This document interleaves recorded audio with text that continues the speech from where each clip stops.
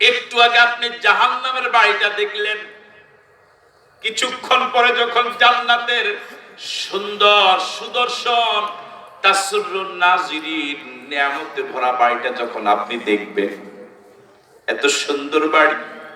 আনাবি হুরায়রা রাদিয়াল্লাহু তাআলা আনহু ক্বালা ক্বালা রাসূলুল্লাহ সাল্লাল্লাহু আলাইহি ওয়াসাল্লাম ক্বালা আল্লাহু তাআলা আদাতু লিইবাদিয়াস সালিহিনা মা লা আইনুন রাআত ওয়ালা উযুনুন সামিআত ওয়ালা খাতারা আলা কলবি বাশার আও কামা ক্বালা আলাইহিস সালাতু ওয়াস সালাম।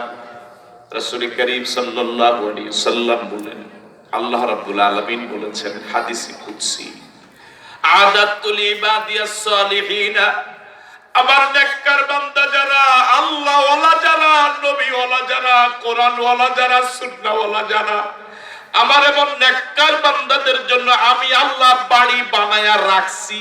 আল্লাহু আকবার। বানাবো নয়। ও যুবক, ও যুবক, ও যুবক, কার পিছনে ঘুরো, কার পিছনে মিছিল করো? ফিরে আয়, ফিরে আয়, ফিরে আয়। আল্লাহ রাব্বুল আলামিন তোমার জন্য জান্নাতে বাড়ি বানায় রাখছে বহু আগে। আল্লাহু আকবার। মালা আইনুন রাআত, এমন সুন্দর বাড়ি যুবক কোনদিন কোন চোখ দেখে নাই। ওয়ালা উযুনুন সামিআত, এত সুন্দর বাড়ির বয়ান কোনদিন কোন কান শুনে নাই। ওয়ালা খাতারা আলা কলবি বাশার, ওয়ালা খাতারা আলা কলবি বাশার, এত সুন্দর বাড়ি, এত নিয়ামতওয়ালা বাড়ি কোনদিন কোন মানুষ কল্পনা করে নাই। আল্লাহু আকবার। আমার ভাইয়ারা, একটু আগে আপনি জাহান্নামের বাড়িটা দেখলেন, কিছুক্ষণ পর যখন তাসরুন নাজিরিন, এমন সুন্দর বাড়ি কল্পনা করেন নাই যখন দেখবেন, তখন দুনিয়াটাকে মনে হবে পচা পচা। এই দুনিয়াটা এত বাজে, এত বাজে, এত পচা। তখন আপনি আর এই দুনিয়াতে থাকতে চাইবেন না। ওই সুন্দর বাড়িটাতে যাওয়ার জন্য পাগল হয়ে যাবেন। দেহ থেকে রুহটা বের হয়ে যাওয়ার জন্য পাগল হয়ে যাবে। যত দ্রুত বের হবে তত তাড়াতাড়ি ওই বাড়িতে ঢুকে যেতে পারবে। আল্লাহু আকবার। আমার ভাইয়ারা, তখন আপনার কাছে মনে হবে এই দুনিয়াতে আর থাকার কোনো প্রয়োজন নাই। এই দুনিয়াটা বাজে জায়গা, দুর্গন্ধযুক্ত জায়গা। এই দুনিয়াটা আমার জন্য জেলখানা, আর ওটা আমার জন্য স্বাধীন রাষ্ট্র। রুহটা পেরেশান হয়ে যাবে বের হওয়ার জন্য। আল্লাহ রাব্বুল আলামিন ওয়ান্নাশিতাতি নাশতা, এই দ্বিতীয় আয়াতে ওই একদল ফেরেশতার শপথ করেছেন যারা জান্নাতীদের রূহ যখন বেরিয়ে যাওয়ার জন্য উদ্গ্রীব হবে, পাগল হয়ে যাবে, তাদের রূহটাকে রিসিভ করে ইজ্জতের সাথে আসার সময় জান্নাতি সুগন্ধযুক্ত কাপড় নিয়ে যে এসেছিল, আপনার রূহটা বের করে সুগন্ধযুক্ত কাপড়ে ইজ্জতের সাথে রেখে দিবে। কামা তাসিলুল কাতরাতু মিনাস সিকা, রাসূল বলেছেন আপনার দেহ থেকে রূহটা এত সুন্দরভাবে বেরিয়ে আসবে। কামা তাসিলুল কাতরাতু মিনাস সিকা, পানি ভর্তি কলস কাত করলে পরে পানি যেভাবে নিরিবিলি সুন্দরভাবে গড়িয়ে পড়ে, আপনার দেহ থেকে রূহটা এইভাবে বেরিয়ে যাবে। ওয়াইন কুনতুম তারাউনা গায়রা যালিক, ওয়াইন কুনতুম তারাউনা গায়রা যালিক, ও আল্লাহর বান্দা, তোমরা যারা চারপাশে বসা, তোমরা যদি এর বিপরীত দৃশ্য দেখো, কিন্তু আসলে তার দেহ থেকে রূহটা বের হতে কোনো কষ্টই হয় না। আমার ভাইয়ারা, বিশ্বাস করুন আর নাই করুন, এই আয়াতের তাফসীর যদি বুঝে থাকেন, আমার মন বলে কোন আল্লাহর বান্দা, কোন আল্লাহর বান্দা, কোন আল্লাহর বান্দা যখন জানে রাত 12টা 1 মিনিটে আমাকে ঝুলতে হবে, তখন ঝুলতে সে যেতে পারবে না, যেতে চাইবে না, চাইবে না, চাইবে না, এটাই স্বাভাবিক। যখন তার সামনে জান্নাতের বাড়িটা দেখানো হবে, তখন সে নিজ পায়ে হেঁটে হেঁটে ঝুলতে চলে যেতে পারবে। আমার ঠিক নয় কি? না হয় ওয়াজ করা যত সহজ, আমল কি অত সহজ? ওয়াজ খুব টেস্ট, আমল এখন যদি বলি কে কে জীবন দিতে পারবেন, একজনও নাই যে হাত তুলবেন না। কথা বলেন না ঠিক? যদি এখন বলি দিনের জন্য, যদি দিন কায়েমের জন্য যদি রক্ত দেওয়ার প্রয়োজন হয়, এই মাঠে যদি জীবন দেওয়ার প্রয়োজন হয়, দিতে পারবেন, তাহলে হাত উঠবে না? হাত উঠবে না? অর্ধেক উঠবে। কত উঠবে? সব উঠবে। কিন্তু রাস্তা কি সব যাবেন? এই রাস্তা গেলেও ওই পাকা রাস্তা কি যাবেন সবাই? এটি একদম ডাহা বাজে কথা। কেন বললাম বাজে কথা? আপনাদের আবেগকে আমি কেন এরকম অবজ্ঞা করলাম? আমার ভাইয়েরা, এদেশে লক্ষ লক্ষ তাওহীদি জনতা, লক্ষ লক্ষ আলেম ওলামা যদি ময়দানে যে আবেগ যদি রাজপথে থাকতো, আল্লাহর কসম কোরআনের রাজ কায়েম হতে সময় লাগতো না।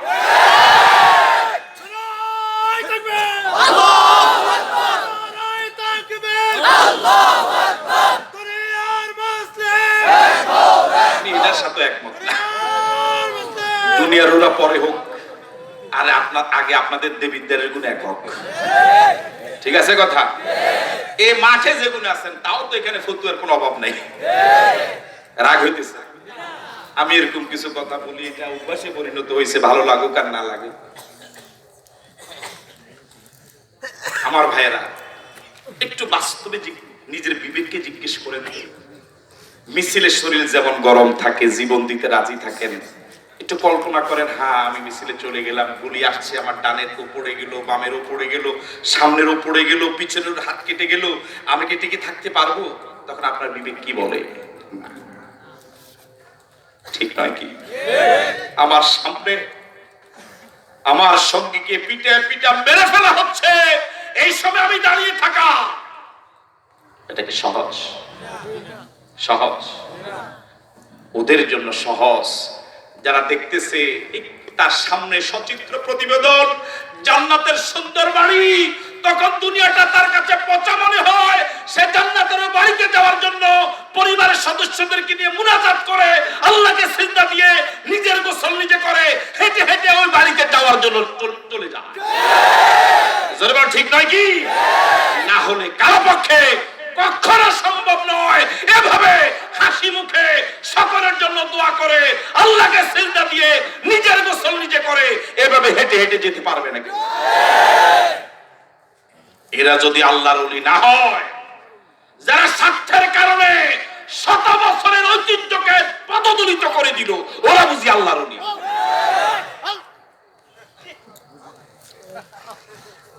ওয়ান্নাশিতাতি নাশতা ওয়ান্নাশিতাতি নাশতা। আল্লাহ রাব্বুল আলামিন ওই একদল ফেরেশতা শপথ করেছেন দ্বিতীয় আয়াতে, যারা জান্নাতীদের রূহ ইজ্জতের সাথে রিসিভ করবে, ইজ্জতের সাথে আপনার রূহটাকে রিসিভ করে জান্নাতি সুগন্ধিযুক্ত কাপড়ে রেখে দিবে। আলহামদুলিল্লাহ। এবার আপনার রূহটা জান্নাতি সুগন্ধিযুক্ত কাপড়টা সহ জান্নাতি সুগন্ধিযুক্ত পাত্রে আপনার রূহটা রেখে দিবে। এবার আল্লাহ রাব্বুল আলামিন বলেন, ওয়াসাবিহাতি সাবহা। আল্লাহু আকবার। ওয়াসাবিহাতি সাবহা, ওয়াসাবিহাতি সাবহা। আরেক দল ফেরেশতার কথা আল্লাহ পাক তৃতীয় আয়াতে বললেন, যে একদল ফেরেশতা আপনার রূহটা সুগন্ধিযুক্ত কাপড় এবং পাত্র সহ নিয়ে যাবে, আকাশ এবং জমিনের মহাশূন্যে তারা মিছিল শুরু করে দিবে। আপনার রূহটা নিয়ে তারা সাঁতার কাটবে। আল্লাহু আকবার বলবেন। ওয়াসাবিহাতি সাবহা, ওই একদল ফেরেশতার কথা বলেন আল্লাহ তৃতীয় আয়াতে, যারা জান্নাতীদের রূহ নিয়ে আকাশ এবং জমিনের মধ্যবর্তী মহাশূন্যে সাঁতার কাটে, মিছিল করে। ও দুনিয়ার জালেমেরা, তোমরা জানো না ফিলিস্তিনের যুবককে হত্যা করো, মিশরের তরুণকে হত্যা করো।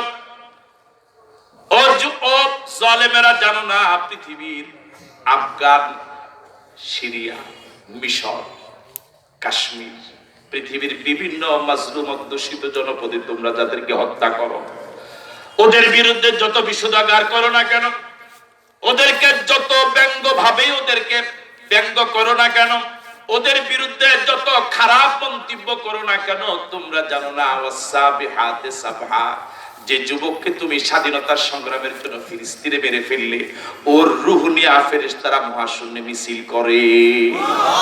আল্লাহু আকবার বলবেন না? ফাসসাবিকাতি সাবকা, ফাসসাবিকাতি সাবকা, ফাসসাবিকাতি সাবকা। এবার আল্লাহ রাব্বুল আলামিন চতুর্থ আয়াতে বলেন, তৃতীয় যে দল ফেরেশতা আপনার রূহটা নিয়ে মহাশূন্যে ঘুরে বেড়ায়, আনন্দ মিছিল করে, আপনার রূহটা নিয়ে তারা মিছিল করে, আনন্দ করে, ওদের হাত থেকে আরেক দল ফেরেশতা আপনার রূহটা নিয়ে ফাসসাবিকাতি সাবকা, আরেক দল ফেরেশতা, চতুর্থ দল ফেরেশতা আপনার রূহ নিয়ে প্রতিযোগিতা নেমে যাবে। ফাসসাবিকাতি সাবকা, আপনার রূহটা রাখার জায়গা হলো সপ্ত আকাশের উপরে ইল্লিয়িনে। ওই চতুর্থ দল ফেরেশতা আপনার রূহ নিয়ে প্রতিযোগিতা করবে, কার আগে কে সপ্ত আকাশের উপরে ইল্লিয়িনে আপনার রূহটা পৌঁছায় দিতে পারে। খুশি না বেজার? এই জন্য মন থেকে বলেন আলহামদুলিল্লাহ। আরো জোরে বলেন আলহামদুলিল্লাহ। আরেকবার বলেন আলহামদুলিল্লাহ।